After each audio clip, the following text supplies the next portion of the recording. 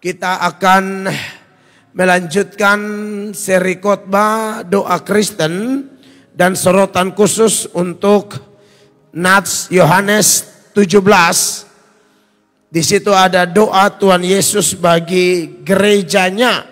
Mari kita baca kekasih-kekasih Tuhan dalam Yohanes pasal 17. Hari ini kita baca ayat 24 sampai ayat 26 saja. Ada 3 ayat. Mari kita baca dalam hitungan yang ketiga. 1, 2, dan 3. Ya Bapa, aku mau supaya dimanapun aku berada, mereka juga berada bersama-sama dengan aku. Mereka yang telah Engkau berikan kepadaku, agar mereka memandang kemuliaanku yang telah Engkau berikan kepadaku, sebab Engkau telah mengasihi aku sebelum dunia dijadikan. 25. Ya Bapa yang adil, memang dunia tidak mengenal Engkau, tetapi aku mengenal Engkau, dan mereka ini tahu bahwa Engkaulah yang telah mengutus aku. 26. Dan aku akan memberitahukan namamu kepada mereka, dan aku akan memberitahukannya, supaya kasih yang Engkau berikan kepadaku ada di dalam mereka dan aku di dalam mereka. Beri tepuk tangan untuk firman Tuhan.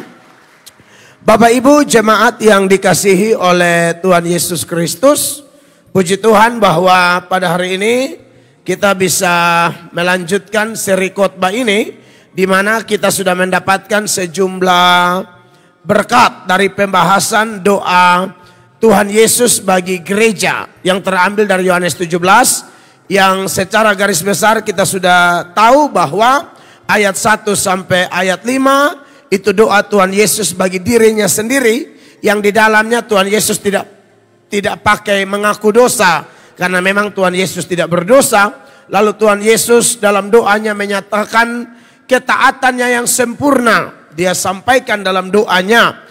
Saya rasa 2 hal itu kita tidak bisa tiru, karena memang kita pasti ada dosa, dan oleh karenanya ketaatan kita pun pasti tidak sempurna. Ya, tapi tetap kita harus taat dan kita harus berdoa. Lalu kemudian ayat 6 sampai ayat 19, doa Tuhan Yesus bagi orang-orang yang sudah percaya pada waktu itu kepada Dia, yaitu murid-muridnya. Dan ayat 20 sampai ayat 26 adalah doa Tuhan Yesus bagi kita, gereja Tuhan, sampai hari ini berjalan terus sampai akhir zaman, hari kiamat. Ini belum akhir zaman, ya. Saya sering ingatkan banyak pendeta atau orang Kristen salah ngomong, bilang di akhir zaman ini. Ini bukan akhir zaman. Akhir zaman artinya tidak ada zaman lagi. Ini zaman akhir, istilah yang tepat. Zaman akhir adalah zaman sebelum akhir zaman, dan akhir zaman adalah akhir dari zaman akhir yang sedang kita jalani ini. Ya, zaman akhir itu terhitung periodenya kedatangan Yesus pertama dan kedatangan Yesus kedua. Ini namanya zaman akhir. Pas hari H Yesus datang, itu namanya akhir zaman. Ya. Jadi kalau saudara dengar, bukan berarti sesat, tapi mungkin pendeta, orang Kristen kurang teliti saja, jadi sering mengomong di akhir zaman ini. Tidak, ini zaman akhir. Nah, entah kapan akhir zaman, pokoknya semua orang yang sudah percaya, sedang percaya, dan yang akan percaya masuk dalam doa Tuhan Yesus ini. Dan Yesus minta apa untuk gereja? Yang pertama, supaya gereja memberitakan Injil. Yang kedua, supaya orang percaya oleh pemberitaan Injil. Yang ketiga, kalau sudah percaya oleh pemberitaan Injil, tetap ada unity, ada kesatuan. Makanya Yesus minta ya supaya gereja bersatu, lalu gereja dimuliakan. Dan hari ini kita akan tambah lagi hal yang menarik. Permintaan Yesus kepada Bapa di ayat 24, dia bilang begini, ya Bapa, aku mau supaya dimanapun aku berada, mereka juga berada bersama-sama dengan aku. Siapa mereka? Mereka yang telah Engkau berikan kepadaku. Jadi doa ini sudah pasti hanya bagi gereja, ya. Karena dikatakan mereka yang Engkau berikan kepadaku. Siapapun mereka, mereka sudah datang, sedang datang, termasuk saudara yang sedang ibadah hari ini atau yang ikut di live streaming, dan yang akan datang. Karena kalau kita bandingkan dengan Yohanes 6 ayat 37, Tuhan Yesus bilang apa? Semua yang diberikan Bapa kepadaku akan, itu pasti, akan datang kepadaku. Ya, ada namanya external calling, ada namanya internal calling. External calling itu panggilan untuk semua orang. Tapi panggilan itu hanya akan berbuah dalam diri orang percaya. Itu yang namanya internal calling atau ya effective calling. Akan berbuah hanya kepada orang-orang khusus yang dibahas oleh Yesus dalam Yohanes 6 ayat 37 ini, dan juga di dalam Yohanes 17 ayat 24. Yesus mau bahwa kita mengalami kemuliaan yang lebih lagi. Kalau kemuliaan yang lalu kita bicara seputaran pikul salib, kalau kemuliaan yang ini bicara tentang sorga. Yesus Kristus sebenarnya sudah melakukannya, yaitu dia telah berjanji dalam Yohanes pasal 14 ayat 2 dan 3. Kalau baca dari ayat 1, ketika murid-murid sedang gelisah, Yesus bilang, jangan gelisah hatimu. Percaya kepada Allah, percaya kepadaku. Perhatikan ayat-ayat ini. Di rumah Bapakku banyak tempat tinggal. Jika tidak demikian, tentu aku mengatakannya kepadamu. Sebab aku pergi ke situ untuk menyediakan tempat bagimu. 3. Dan apabila aku telah pergi ke situ dan telah menyediakan tempat bagimu, aku akan datang kembali dan membawa kamu ke tempatku, supaya di tempat di mana aku berada, kamu pun berada. Supaya di tempat di mana aku berada, kamu pun berada. Pertama-tama dia berikan janji ini secara khusus bagi murid-murid. Tapi dia perluas di dalam doanya. Bahwa dia mau semua orang percaya yang diberikan Bapa kepadanya ada bersama dengan dia. Yesus di mana? Gereja di situ.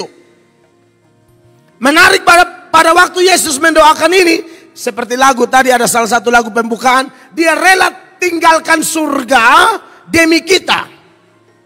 Waktu itu kita di bawah, Tuhan Yesus turun. Sekarang Tuhan Yesus tunggu di atas, dan nanti jawaban doa disertai janji ini akan terjadi. Kita yang diangkat ke atas. Kita yang akan ketemu dengan dia di sorga. Menarik sekali Bapak Ibu terkasih, bahwa doa Yesus dalam Yohanes 17 ayat 24 mempertegas bahwa doa ini dibangun di atas fondasi janjinya di dalam Yohanes 14. Sebenarnya cukup janji pasti terjadi. Ya, karena kita sudah belajar bahwa Tuhan Allah beda dengan manusia. Dia bukan manusia sehingga ia berdusta. Apa yang difirmankannya pasti dia genapi. Janji-janji yang ada kita tahu seringkali berantakan. Mau janji nikah, janji politik, janji pelayanan, janji pacaran, janji macam-macam, berantakan semua. Satu-satunya janji yang asli dan pasti tergenapi adalah janji Tuhan. Makanya Mazmur pasal 12 ayat 7 sama-sama baca. Janji Tuhan adalah janji yang murni, bagaikan perak yang teruji, 7 kali dimurnikan dalam dapur peleburan di tanah. Cukup berjanji, kita sudah bisa klaim pasti terjadi. Dia bilang, aku di mana, kamu di situ. Tapi ternyata tidak cukup dia berjanji. Dia minta lagi kepada Bapa supaya Bapa bekerja sama dengan dia menggenapi janji yang telah dia buat di dalam Yohanes 14 tadi. Makanya seorang teolog William Hendrickson memberi komentar yang menarik berikut ini. Perhatikan. Permintaan ini memberikan suatu fondasi di bawah janji dari 14 ayat 3. Yohanes 14 ayat 3 ini maksud terus. Anak meminta supaya Bapa bekerja sama dengannya dalam melaksanakan janji. Amin. Terus. Yang telah dibuat kepada murid-murid dan yang sekarang diperluas sehingga mencakup semua orang-orang yang diberikan kepada Yesus. Waktu dia janji, itu hanya kepada murid-murid. Tapi waktu dia bawa ini di dalam doa, ini diperluas bagi saya dan saudara. Memang ini topik kelihatan terlalu eksklusif dan mungkin untuk sebagian orang anggap, wah sombong sekali kalian orang Kristen. Tapi faktanya memang begitu. Makanya di thumbnail saya bilang, maaf ya, sorga hanya bagi Kristen. Apakah ini arogansi? Oh tidak. Yesus berjanji bahkan berdoa memberikan sorga hanya kepada orang percaya. Tidak semua orang masuk sorga. Tidak semua orang masuk sorga. Makanya dia siap neraka. Maka dari itu saudara yang diberkati oleh Tuhan Yesus Kristus. Kalau bicara tentang Yesus mendoakan supaya kita masuk sorga. Sama-sama dengan dia di sorga. Ada beberapa hal yang perlu kita pikirkan. Yang pertama adalah bahwa ketika dia bahas tentang sorga, sebenarnya dia mau mengingatkan orang percaya supaya kita jangan kerasan di bumi. Ini hanya tempat tumpangan sementara. Rumah kita di sorga. Makanya kenapa di bagian lain Rasul Paulus mengatakan masih di bumi tapi pikiran sudah pikiran sorga. Mengingat janji Yesus, mengingat doa-doa Yesus, dan memang begitulah adanya orang Kristen. Kita ini warga kerajaan sorga yang masih menumpang sementara di bumi ini. Menumpangnya berapa tahun? Paling top 70-80 tahun. Orang Indonesia rata-rata 50-60 mati. Jangan kerasan di bumi. Kita harus ingat itu. Ya, makanya Kolose 3 ayat 1 dan seterusnya. Tuhan bilang begini melalui Rasul Paulus. Buat kita yang mengimani bahwa kita ada dalam doa Yesus. Minta supaya kita masuk surga. Karena itu kalau kamu dibangkitkan bersama Kristus. Amin. Carilah perkara yang di atas di mana Kristus ada. Duduk di sebelah kanan Allah. Betul. Terus? Pikirkanlah perkara yang di atas bukan yang di bumi. Amin. Ayat 3. Sebab kamu telah mati dan hidupmu tersembunyi bersama dengan Kristus di dalam Allah. Iya, jadi saya dan saudara masih hidup di sini, tapi pikiran kita sudah ada di sana, kekasih-kekasih Tuhan. Apa yang kita pikirkan itu yang termanifestasi dalam hidup kita. Kalau pikirannya duniawi, manifestasi hidupnya duniawi. Pikirannya sorgawi, manifestasi hidupnya sorgawi.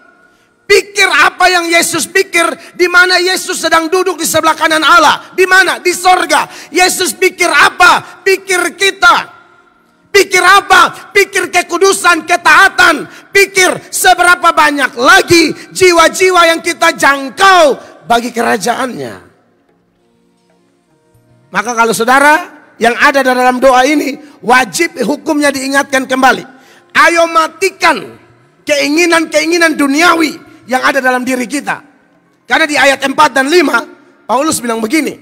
Apabila Kristus yang adalah hidup kita menyatakan diri kelak, kamu pun akan menyatakan diri bersama dengan dia dalam kemuliaan. Amin. Terus? Karena itu matikanlah dalam dirimu segala sesuatu yang duniawi. Betul. Yaitu percabulan, kenajisan, hawa nafsu, nafsu jahat dan juga keserakahan yang sama dengan penyembahan berhala. Kalimat matikanlah dalam dirimu segala sesuatu yang duniawi. Artinya kalau tidak dimatikan, dia semakin aktif dan semakin menjadi-jadi. Bagaimana cara mematikannya? Pikirkanlah perkara di atas. Minta supaya perkara-perkara di atas itu terjadi di hidup kita. Bahkan dalam doa Bapa kami, Yesus bilang apa? Bapa kami di sorga, dikuduskanlah namamu, datanglah kerajaanmu. Masih di dunia, tapi tahu kita akan ke sorga. Tetapi kita sudah minta supaya suasana sorga itu turun. Waktu ke sorga kita yang pergi ke sana. Tapi waktu kita minta suasana sorga, karakter sorga, suasana itu yang turun ke kita. Ke rumah tangga kita, bisnis kita, pelayanan kita, studi kita. Apapun yang kita kerjakan, ada suasana sorga.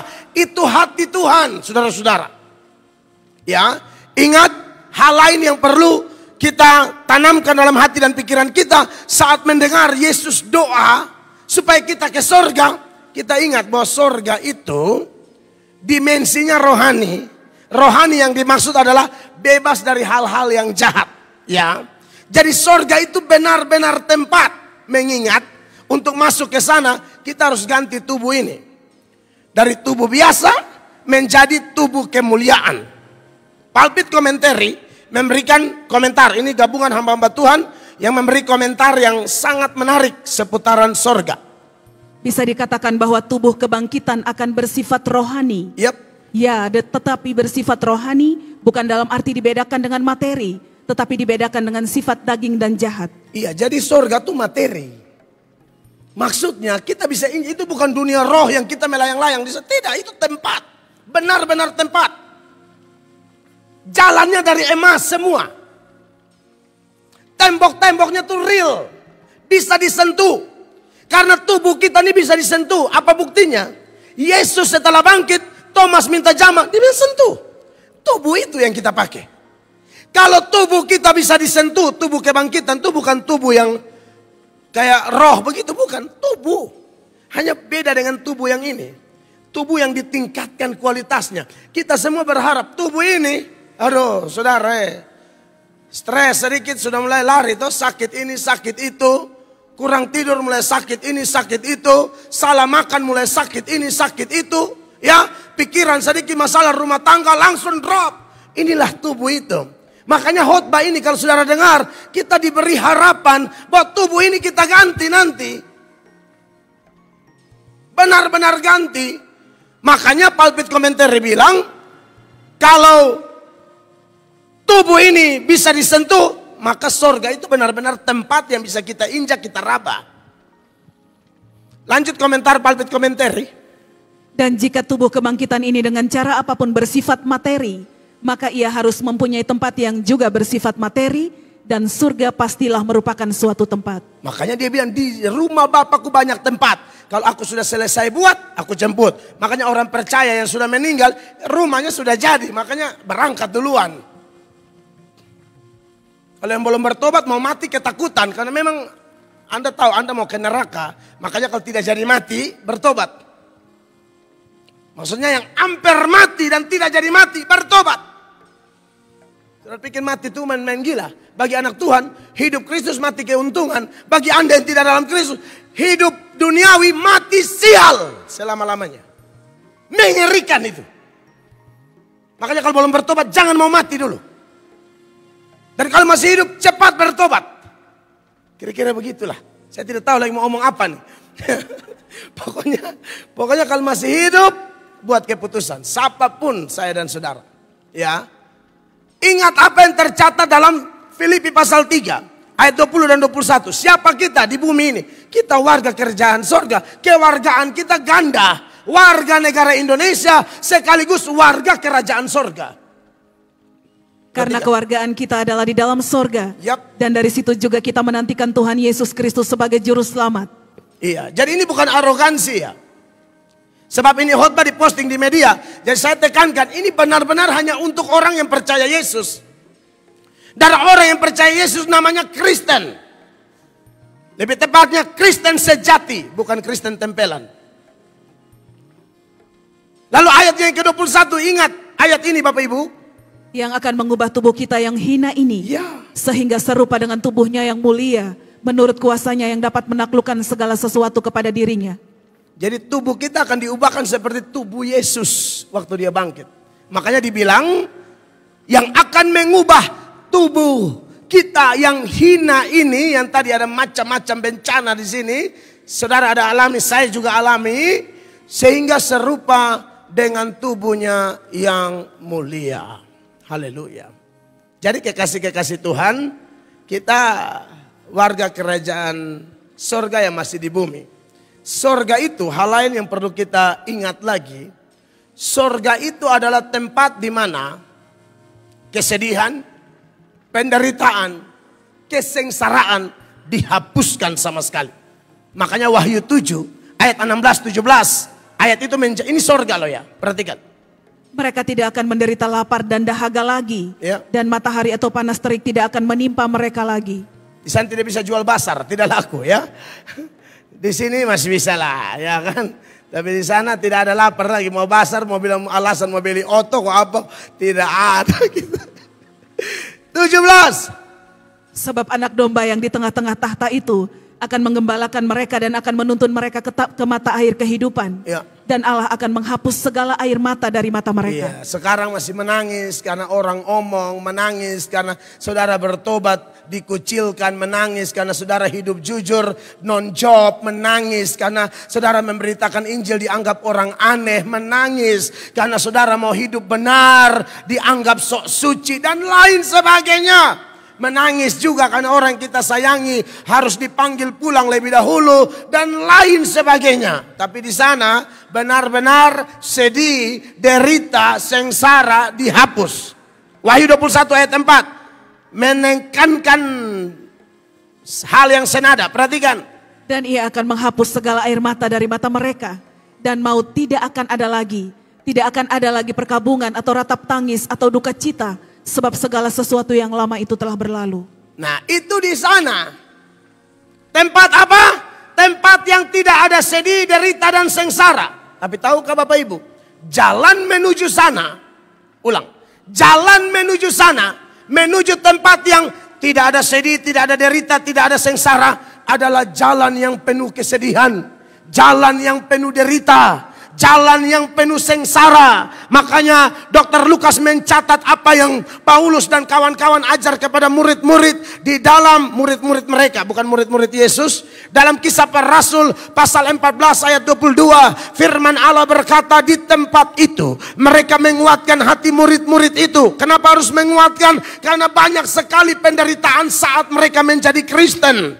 Dan Rasul Paulus dan kawan-kawan mau menguatkan apa yang kau alami itu Alkitabiah. Apa yang kau alami itu adalah rule surgawi. Apa yang kau alami itu adalah rumus. Tidak bisa diganggu gugat.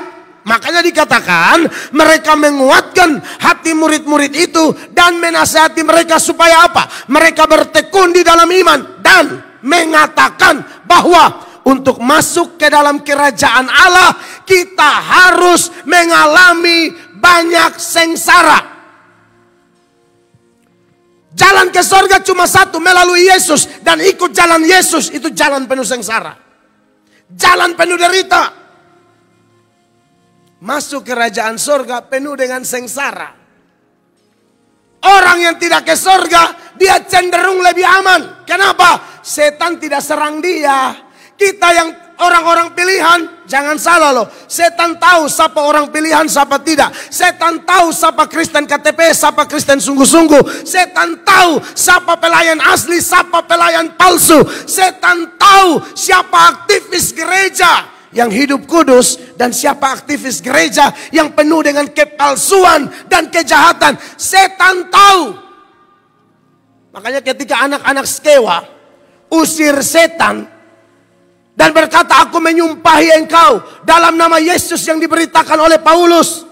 Setan di dalam orang itu mengatakan apa? Yesus aku kenal, Paulus aku tahu, tapi kamu siapa? Makanya kalau saudara baca di dalam Kisah Para Rasul 19 ayat 13 dan seterusnya, ayat itu bilang begini. Juga beberapa tukang jampi Yahudi yang berjalan keliling di negeri itu mencoba menyebut nama Tuhan Yesus atas mereka yang kerasukan roh jahat dengan berseru. Betul. Katanya, aku menyumpahi kamu demi nama Yesus yang diberitakan oleh Paulus. Aku menyumpahi kami demi nama Yesus yang diberitakan oleh Paulus. Setan dengar ini dua nama. Ini nama familiar. Familiar banget di telinga setan. Satu Tuhannya, satu hambanya. Maka seterusnya lompat ayat 15. Ayat 15. Tetapi roh jahat itu menjawab, Yesus aku kenal dan Paulus aku ketahui. Tetapi kamu siapakah kamu? Lu siapa nih? Makanya kenapa kalau saya bawa orang pelayanan, saya bilang, kalau rasa ada kurang enak, kurang beres, belum total sama Tuhan, duduk jadi jemaat saja. Jangan ikut thinking setan. Saya sudah bawa banyak orang thinking, benar. Kami pernah pergi, saya bilang harus puasa semua ya. Ini pelayanan, ini peperangan rohani, bukan show rohani. Bukan tampil di depan kau lihat omong Yesus penuh mulu, bukan. Soalnya setan tahu. Ini omong asal bunyi atau ada kuasa, setan tahu. Dia tidak maha tahu, tapi dia tahu. Orang tidak doa, ikut. Sudah kami larang dari sini, jangan jama-jama orang, ya itu urusan yang sudah didoakan, dipersiapkan, begitu. Semangat apa? Bangun kau jama, saya habis khotbah, saya altar call. Itu semua di desa nama Knino. Cari di peta sama mati tidak dapat. Jadi begini. Itu dari Knino arah-arah koi moro bikoen. Sudah. Di Knino ini, ya ini bukan koinino loh ya, Knino. Saya khotbah 15 menit Bapak Ibu. Kalau sekarang jahara biasa jam, enak saja. Ini juga dong Pak, oh no. Itu kasus khusus. Dan 15 menit dipenuhi dengan firman toh. Saya tungtang, omong tidak berhenti. No teks. Saya khotbah masih SMA kelas 3. Selesai khotbah saya altar call. Semua lari, merayap, meraung. Seingat saya puasa 3 hari untuk khotbah itu. Langsung Tuhan bekerja dahsyat luar biasa. Ini yang tidak doa semua bangun jama-jama. Mereka kerasukan semua. Tim dari Kupang. Bila angka buang di dalam. Maksudnya angka, itu saya sudah emosi. Sudah omong dari Kupang. Ini tempat, ini penanggung jawab gerejanya aja bilang, Pak, ini salah satu markas Wanggi, Pak. Akhirnya kerasukannya kita mesti layani dong. Layani itu bukan jama. Rasa-rasa mau ramah dari pipi itu. Makanya siap. Yesus aku kenal. Dan Paulus aku ketahui. Tapi kamu siapakah kamu? Setan dia akan cari orang yang dapat ditelan. Ya, yang tidak bisa ditelan dia atur sehingga kita menderita luar biasa. Makanya dalam 1 Petrus 5 mulai ayat 8 ayat itu berkata apa? Sadarlah dan berjaga-jagalah. Sadar. Lawan musuh iblis berjalan keliling sama seperti singa yang mengaum-ngaum dan mencari orang yang dapat ditelannya. Dia jalan untuk bikin apa? Ciptakan penderitaan, shock terapi di mana-mana. 9. Lawanlah dia dengan iman yang teguh sebab kamu tahu bahwa semua saudaramu di seluruh dunia menanggung penderitaan yang sama. Semua saudaramu di seluruh dunia. Ini gereja yang kudus dan am. Ini Kristen asli. Saya kalau KTP tidak masuk di sini. Kau cenderung aman. Karena setan bilang kiri kau kiri. Setan bilang kanan kau kanan. Setan bilang maju kau maju. Setan bilang mundur kau mundur. Setan bilang stop kau stop. Ah, itu tidak akan rasa yang ini. Kamu akan cenderung lebih aman memang. Kalau ada yang palsu-palsu. Tapi yang asli tidak akan aman. Akan menderita. Tapi menarik ketika kita bahas doa Yesus. Bapa aku mau supaya di mana aku berada mereka bersama dengan aku. Dan Yesus sendiri sudah tahu dia yang memberikan rule ini. Ada 2 jalan. Jalan yang lebar dan sempit. Yang lebar cenderung enak tapi menuju kebinasaan. Menuju kekekalan itu sempit, susah.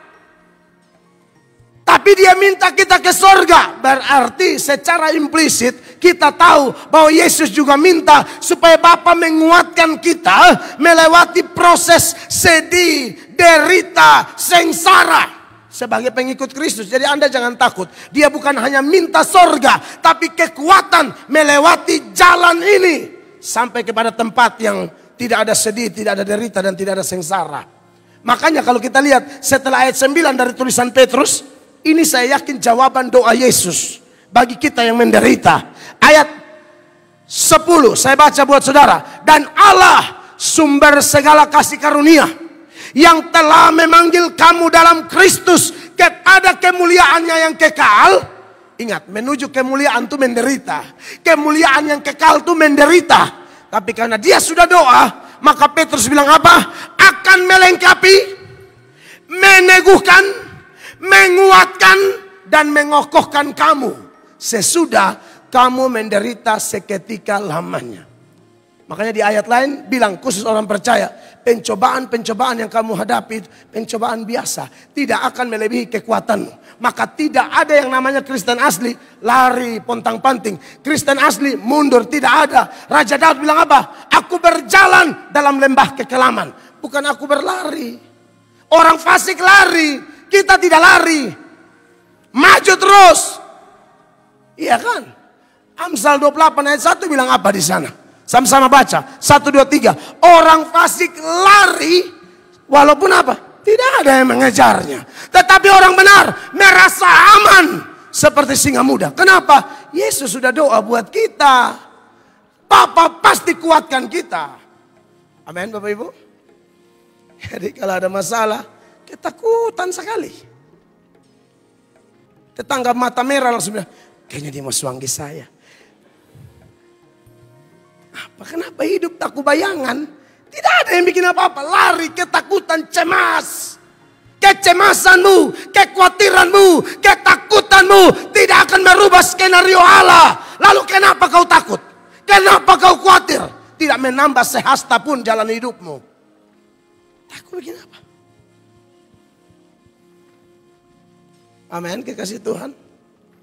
Dia Allah yang hebat. Dia Allah yang ajaib.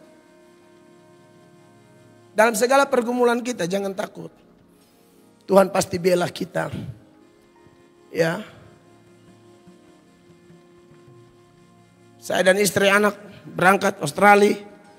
Berapa hari kita tidak ada, hari Minggu kemarin kita tidak ada. Tapi kayaknya dari Senin apa Selasa itu. Selasa kita sudah sampai Australia. Lalu ada sejumlah pelayanan. Dan karena Abstef Gitzkel juga sudah agak masa liburan. Jadi karena mereka punya visa dan harus masuk. Ya, supaya kalau ada visa tidak masuk, urus lagi Australia ketat sekali, tidak main-main. Lalu itulah teledor ya, kita manusia. Tapi kadang-kadang keteledoran bukan dosa yang kami alami ini. Keteledoran tapi Tuhan tetap tunjukkan kehebatannya. Makan babi guling di Bali sebelum berangkat. Karena penerbangan jam 11 lebih atau jam 12. Kita mendarat di sana saja baru jam 6. Jadi makan dulu teman saya. Pak Oki Logo jemput. Lalu kita makan. Lalu beli kulit babi. Pikir mau ngemil di pesawat. Isi dalam cabin. Tidak di bagasi ya, cabin. Kulit babi ringan, kerupuk babi 2 plastik. Satu warna coklat, satu warna putih. Lalu rencana mau ngemil, ketiduran. Bangun-bangun sudah di Sydney. Kita bingung-bingung kan. Mesti isi itu formulir apa tuh. Kartu, tanya apa, jawab apa di situ. Lu ada penyakit rabies? Oh tidak dong. Tidak dong, tidak. Jadi ada pertanyaan. Ada bawa makanan? Tidak. Sudah lupa ini 2 plastik kulit babi. Sial nih. Hah? Masuk. Pas sampai, bukan orang yang periksa, anjing. Anjing hampir tinggi kayak mimbar. Cium di botol koper, ini mau keluar. Terus. Petugas. Buka. Kerupuk toh. Kami dianggap menipu. Karena kami kan lupa, ini kan bukan mau bawa, mau siapa jual babi di Australia sana ada babi, kamu mesti bawa dari Bali ini keropok, kamu kosong. Saudara tahu hukumannya apa? Harus ganti $6.000 dan langsung dipulangkan. $6.000 tuh bukan $6.000, 60 juta rupiah punya. 60.000 $6.000 Australia. Kurs sekarang kurang lebih 60 juta. Nah, mau picabu di mana 60 juta? Wih, jadi Abstef sudah omong puji Tuhan lah ke sekolah anak bahasa Inggris ini ada guna. Karena kalau saya omong pasti bayar.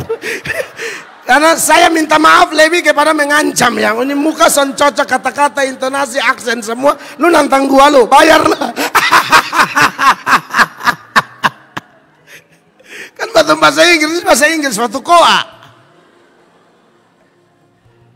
Ya Alvin talking juga akhirnya, wih sambil doa apa ya.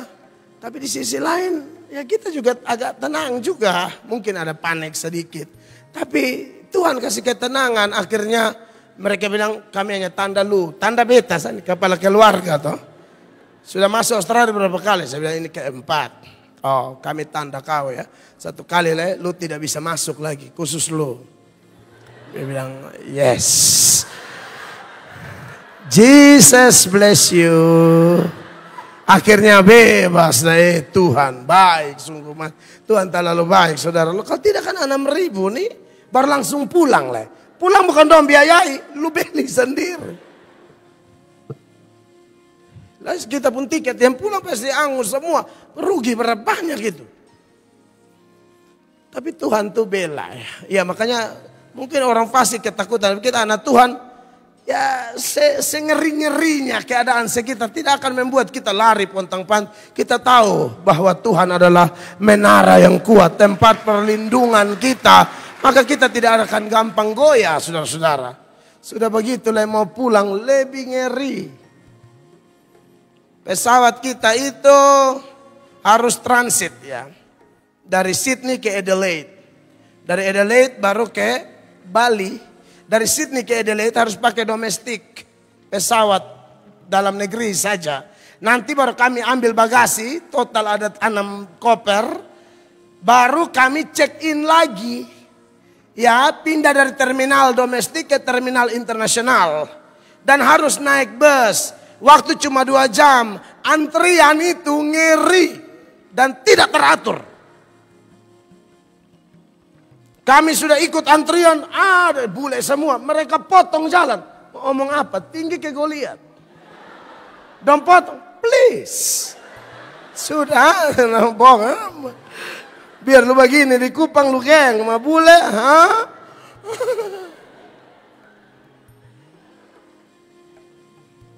Don't potong, man. Keep going. Haleluya. Jadi akhirnya, ini sudah tidak memungkinkan, antrian panjang. Tuhan memang utus jemaat di sini yang suaminya orang bule yang sekarang lagi ngajar lagi jadi pokoknya jadi berkat di Australia. Jadi beliau datang bantu kami. Dia gesit sekali, bahasa Inggrisnya kuat dan yang lebih dasar kehidupan doanya memang kuat. Ini saudara kita, Ibu Reni Murray. Jadi akhirnya beliau pergi ngomong ke mana? Dari Jetstar nih bilang, oh mari saya bantu. Maka dibantulah sehingga penerbangan kami itu tidak ke Adelaide. Kalau ke Adelaide pasti pesawat kecil. Ini langsung dari Sydney, padahal kami sudah cek dari Indonesia sih, tidak ada penerbangan langsung. Tapi entah bagaimana, ini luar negeri loh. Kalau di Kupang Indonesia sini, saya masih kenal orang Angkasa Pura, beta masih bisa telepon, masih bisa minta tolong apa. Ini kanal Sapa. Singkat cerita akhirnya kami dipindahkanlah. Antrian begitu panjang mereka panggil. Kalian ikut jalur bisnis saja. Waduh, saya bilang, kita naik di bisnis hanya jalur saya. Ini untuk cek pat, jalur saja ya. Jalur. Jadi kita lewat jalur bisnis. Ini pesawat yang besar yang 333. Jadi akhirnya puji Tuhan semua istri saya dan bapak ini mujizat. Mujizat sayang, tidak mungkin tidak. Dan sejumlah pertolongan lain seperti makan minum apa saja. Saudara tahu lagi antri itu kan lapar. Di otak tuh nasi padang. Kawan bawa nasi padang, benar-benar padang. Lihat Tuhan Allah tuh sampai dia pun hamba pun otak baru pikir nasi padang. Nasi padang suah antar saudara. Kan subosan segala burger, segala steak apa toh. Indonesia. Nasi padang datang lengkap dengan kuah dan telur-telur semua. Oh, maka enak kita berempat, berlima. Maka enak kinyang-kinyang baru naik pesawat. Sampai di pesawat lagi pramugari kelihatan cantik model kayak agak Spanyol, Portugis, Brasil begitu. Oh jadi kita sesana enak. Takutnya saya jupitanya sedikit, omong sedikit. Dia bilang, Bapak sonde ya? Muka bule Spanyol sonde. Beda Fontaine. Darah. Pramugari. Orang sabu. Saudara jangan salah buat orang Kupang tuh beri tepuk tangan dulu. Kita buat orang Kupang ini Tuhan banyak pakai. Makanya jangan hanya tahu cari kutu dan tapis beras. Coba Pak latihan. Ini tede tapis. Udah mimpi mau omong di. Keluarganya saya kenal semua di Opura, keluarga Liwe. Kenal. Waduh akhirnya dia urus kita semua. Masih ada lagi tidak tahu ini tiket ke mana. Pokoknya buat bapak semua ada bonus $100. Mau makan apa saja. Yang lain kok pakai beli. Ketemu nih bonus. Ini tiket model ke mana nih. Tapi itulah Allah kita. Apa yang tidak pernah kita sangka. Apa yang tidak pernah kita pikir. Dia Allah hebat. Dia Allah luar biasa, mau di mana saja Tuhan akan pelihara kita. Dan ada sejumlah cerita lain lagi yang memang Tuhan buktikan bahwa orang fasik mau lari tidak ada yang kejar, kita tidak. Allah akan pelihara kita. Amin, saudara-saudara. Betul, jalan menuju surga adalah jalan penderitaan, jalan penuh tantangan, persoalan. Tapi bukan berarti kita sendiri. Oleh karena itu jangan takut. Amin, kekasih Allah. Tetap setia. Dia adil kok. Dia tahu membalas orang-orang saleh. Dan dia juga tahu membalas orang-orang jahat. Jadi saya selagi ada kesempatan, saya tidak tahu siapa yang dipilih, siapa yang tidak. Bahkan Yesus pun berkhotbah kepada umum. Toh yang dipilihlah yang menghasilkan buah atau firman berbuah dalam dirinya. Selagi masih ada kesempatan, saya serukan lebih baik Bapak Ibu, siapapun yang belum bertobat, bertobat sungguh-sungguh. Karena untuk anak-anak yang masuk surga saja Allah izinkan lewat kesengsaraan. Saudara jangan pikir saudara yang enak-enak, posisi di atas angin, tidak mau taat Tuhan, kau pikir Anda lolos? Tidak akan lolos. Bandingkan dengan 2 Tesalonika pasal 1. Ketika Paulus berdoa dan bersyukur untuk jemaat di Tesalonika yang banyak menderita. Dan di sekitar mereka banyak orang-orang jahat, penghambat pertumbuhan gereja, perkembangan gereja. Paulus bilang begini, ayat 3. Kami wajib selalu mengucap syukur kepada Allah karena kamu saudara-saudara. Dan memang patutlah demikian. Karena imanmu makin bertambah dan kasihmu seorang akan yang lain makin kuat di antara kamu. Terus. Sehingga dalam jemaat-jemaat Allah kami sendiri bermegah tentang kamu. Karena ketabahanmu dan imanmu dalam segala penganiayaan dan penindasan yang kamu derita. Wow, 5. Suatu bukti tentang adilnya penghakiman Allah. Yang menyatakan bahwa kamu layak menjadi warga kerajaan Allah. Betul. Kamu yang sekarang menderita karena kerajaan itu. Ini satu lagi data yang mengingatkan kita bahwa apa yang saya omong pagi ini benar. Warga kerajaan Allah itu menderita sementara. Lebih baik menderita sementara, bahagia selama-lamanya, daripada bahagia sementara, lu karena siksa selama-lamanya di neraka. Kalau surga itu tempat real, neraka itu tempat real, apinya real. Hanya bedanya apinya lebih hebat dari api Sodom dan Gomora. Api Sodom dan Gomora bakar mati. Dia tidak, kekal apinya. Maka dari itu saudara-saudara, Paulus bilang, tenang, Allah adil kok. Allah tahu kamu yang menderita karena Injil. Ya, terus menderita karena kerajaan dan seterusnya. Sebab memang adil bagi Allah untuk membalaskan penindasan kepada mereka yang menindas kamu. Iya, jadi semua orang yang menindas orang percaya. Saya harap Bapak Ibu yang dengar firman, jangan Anda di posisi menindas, memfitnah orang, ya, mengejek orang yang sudah bertobat. Jangan, kau tidak akan lolos kawan. Kau tidak akan lolos. Kau jangan pikir kau di posisi di atas angin, hina-hina orang. Kau habis pasti. Saya bicara tegas. Tuhan itu adil kok. Ya. Tinggalkan sebentar ini 2 Tesalonika 1 ayat 6. Waktu Yesus bahas ini sorga, doa sorga ini. Di ayat yang ke-24 kan.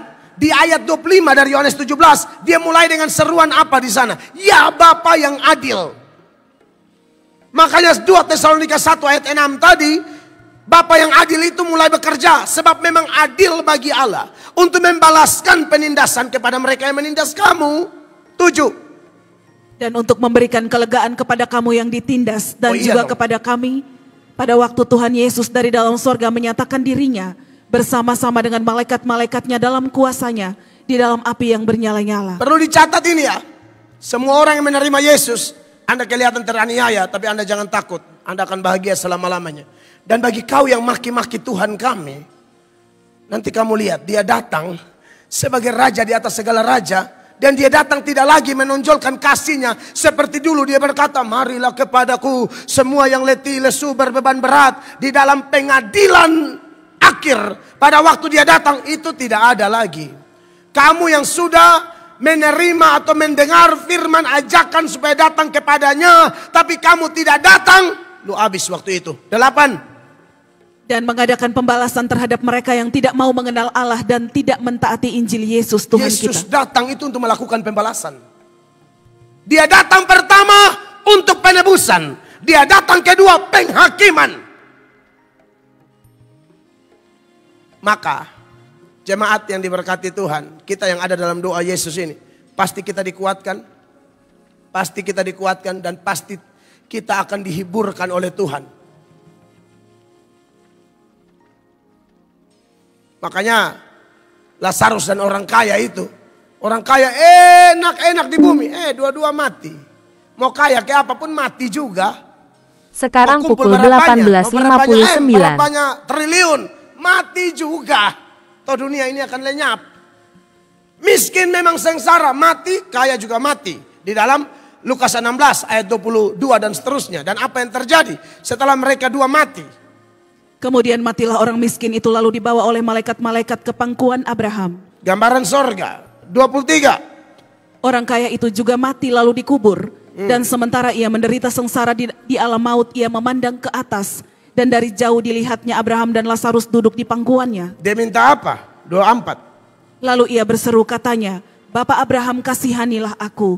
Suruhlah Lazarus supaya ia mencelupkan ujung jarinya ke dalam air dan menyejukkan lidahku, sebab aku sangat kesakitan dalam nyala api ini. Terus Bapak Abraham bilang apa? Tetapi Abraham berkata, anak, ingatlah bahwa engkau telah menerima segala yang baik sewaktu hidupmu, sedangkan Lazarus segala yang buruk. Sekarang ia mendapat hiburan dan engkau sangat menderita. Dulu kau sudah enak di bumi, dia sengsara di bumi. Sekarang dia enak, kau sengsara. Minta air pun tidak kasih lagi. Ya. Dan kalau kita baca Bapak Abraham yang begini, lagian tempatmu dan tempat kita tidak bisa diseberangi. 26. Selain daripada itu di antara kami dan engkau terbentang jurang yang tak terseberangi. Jangan main-main. Supaya mereka yang mau pergi dari sini kepadamu, ataupun mereka yang mau datang dari situ kepada kami, tidak dapat menyeberang. Itu artinya apa?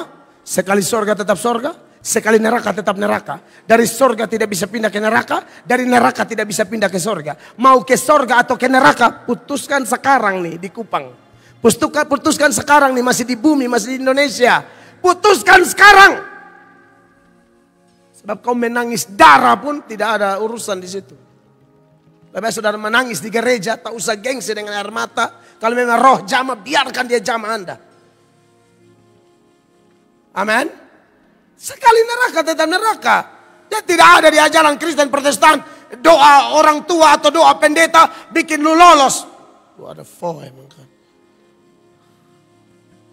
Tidak ada itu ajaran apa itu? Mana ada di Alkitab begitu? Ajaran palsu. Sesat. Nggak ada itu ajaran kita doa-doa kasih orang. Doa-doa pendeta meloloskan mertua. Tidak ada.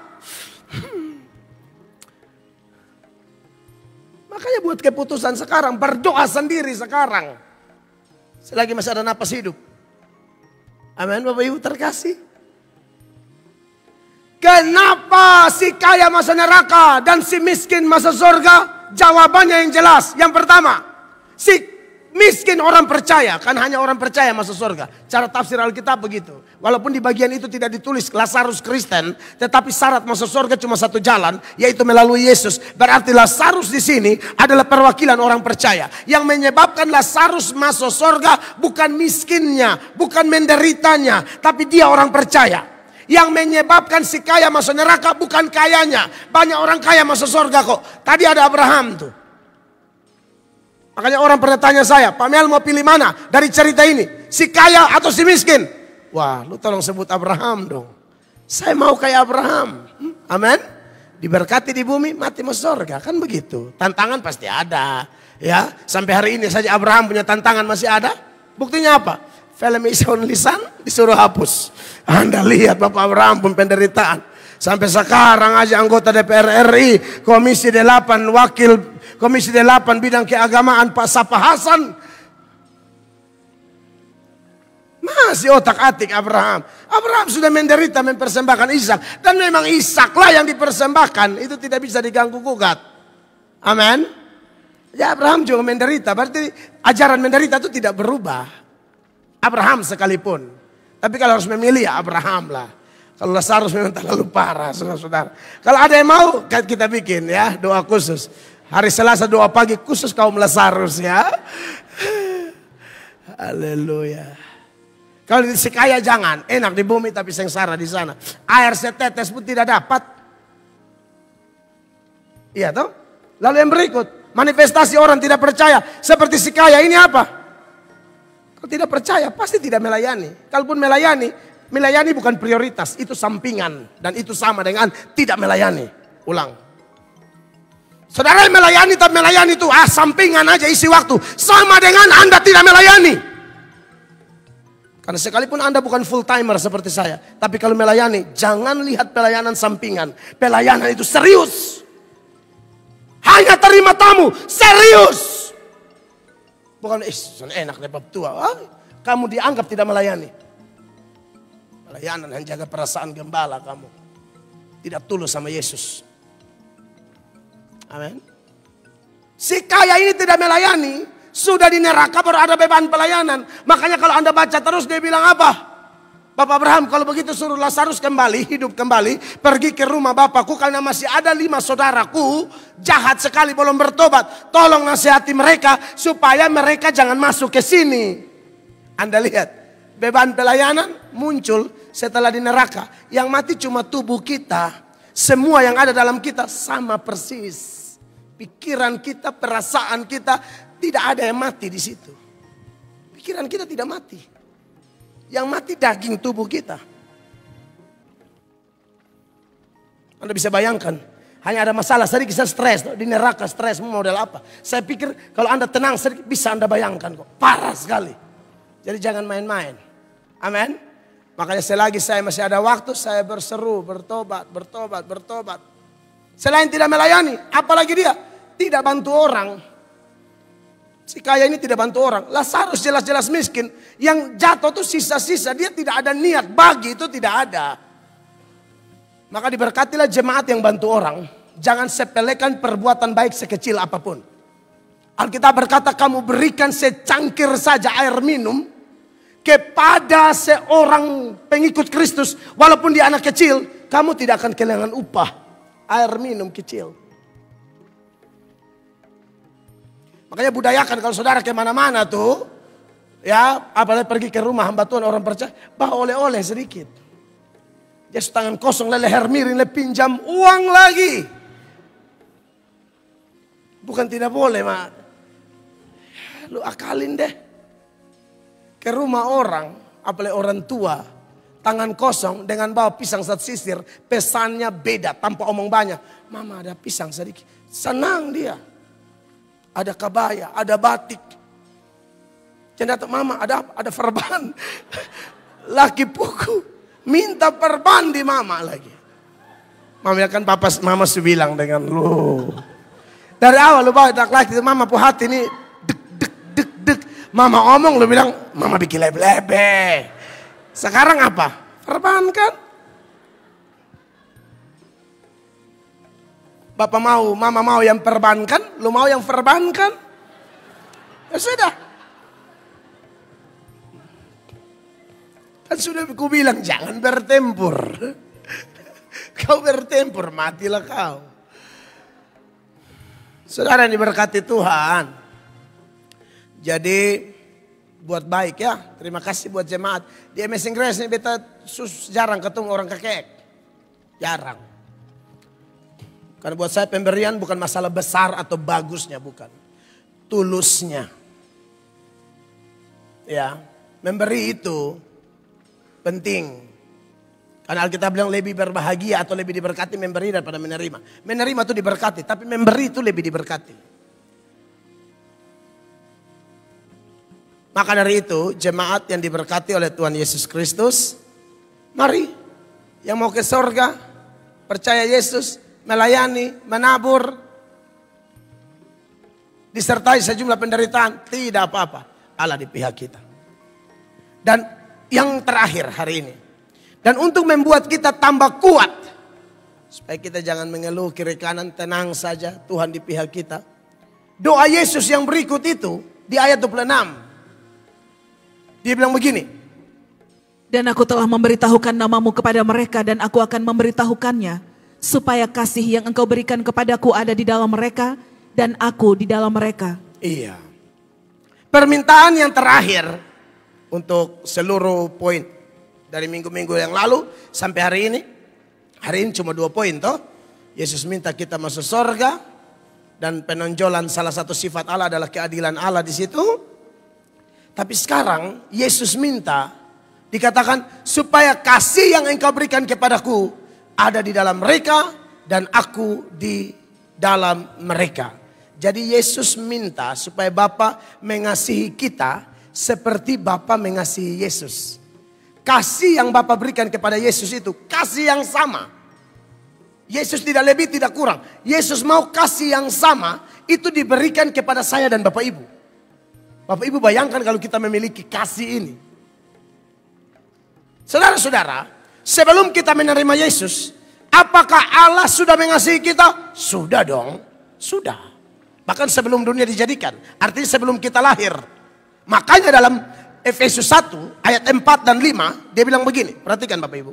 Sebab di dalam Dia Allah telah memilih kita sebelum dunia dijadikan. Supaya kita kudus dan tak bercacat di hadapannya. 5 dia bilang apa? Dalam kasih Ia telah menentukan kita dari semula oleh Yesus Kristus untuk menjadi anak-anaknya sesuai dengan kerelaan kehendaknya. Tapi tahukah Bapak Ibu? Kasih ini setelah kita lahir kan kita berdosa. Turunan Adam dan Hawa. Dosa itu menyakiti Allah.